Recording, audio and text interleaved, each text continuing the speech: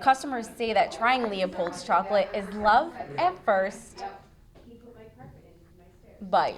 If this proposal goes through, riders won't have any use for this bus stop on James Street after 9 o'clock on weekdays. Experts say that it's important to even check your animals for ticks before letting them indoors. The Prospect Street interchange has opened today after a lengthy project that left many commuters frustrated. Before I even walked up here, the person was already notified that I was coming.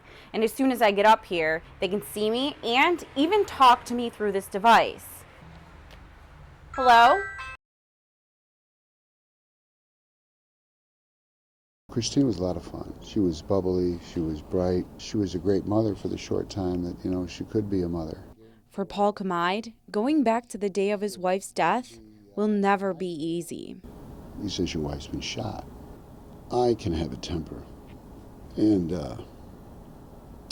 my safety valve is I just took my fist and I hit that wall. Kamide has been fighting to keep one of his wife's convicted murderers behind bars. I read him the same statement every year. And they convene, and then they've denied his parole ever since 2006. Thomas Marlowe was found guilty of second-degree murder in 1982 for the death of Christine Kamide. According to court documents, Marlowe and another man shot and killed Christine during a robbery while she was working at the J&J Stop and Shop on Robinson Street. Marlowe was also found guilty of killing a 19-year-old man just a week before Christine's death. Tom Marlowe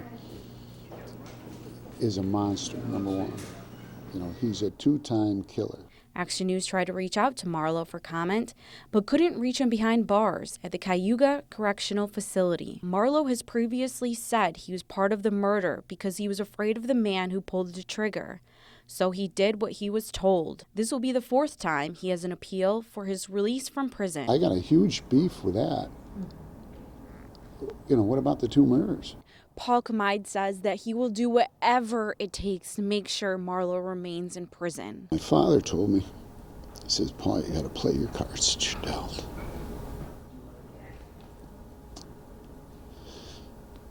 That's what I did. Kamide sent a petition with thousands of signatures to the parole board commissioner in hopes that it would help keep Marlowe behind bars. And while Marlowe fights for freedom, Paul Kamide waits for the next parole hearing, saying it's the memories of his wife that keeps him fighting. Brianna Case, WBNG TV, Action News.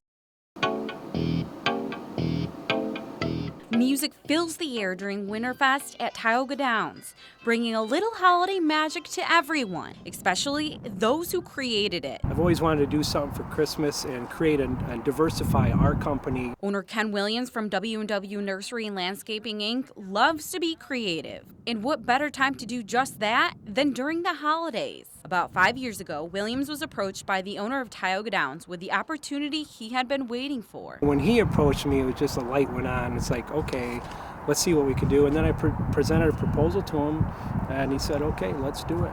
Williams got his crew together and let the creative juices flow, putting together the perfect holiday show. From design, build, wrapping lights, building controllers, programming, there's quite a lot of work. Over 4 miles of wiring, over 55,000 lights, and about 120 props all go into the display. When it all comes together and it's showtime and you see it work, then it's a great movie. And out of everything people are talking about, it's this amazing light show. The show, for sure. People are there to watch the lights dance, to smoke go across the screen, see Santa's face as it lights up on the curtain. The flash of lights as it's dancing to the music. It's just fun. It's people's reactions that make all the hard work worth it. To see the kids and the smiles on their faces, that's then you know it's worth it. You see the families out and they're all in awe and they're looking at the lights. We're creating a memory for a lifetime. A magical memory for W&W Nursery and those who see the light show. In Nichols, Brianna Case, 12 News. I don't know how he does it. He's magical. Magical. One of the words used to describe the work of Binghamton native Chris Weeks. The 29-year-old says he always knew he wanted to create art. In 2010, shortly after graduating college, he became an art teacher in Nashville, Tennessee. And I blended a lot of arts with social emotional learning, where the kids developed how to really learn empathy and and express themselves through in creative ways. Weeks says he believed in the power of painting. So, after 5 years of teaching, he quit and came home. People love their pets. With a different type of subject, Weeks began painting pets, and he's created 20 pieces of art since. I can reach people very similarly to how I did in teaching, but through creative paintings. I found that painting people's pets is a really unique and very personal way to reach that person. Chris says that his paintings create an emotional connection for his customers. More than half of the time that I give them one of these or they deliver it, they have some kind of tear of joy, that's why I do it. When I got it, I cried. So, and my mom cried when she got hers as well. I mean, the dog had died, so it was emotional and it was a surprise. She didn't know she was getting it. Metcalf had Weeks paint a picture of her 2 cats and her mother's dog. The final product left an incredible impact. I said to Chris, I was like, it's amazing. And I was crying, and he was like, it's fine, everyone cries. Appreciation for a product created by one man's passion to paint. That's the only solution to success, is just to keep trying. In Binghamton, Brianna Case, WBNG TV, Action News.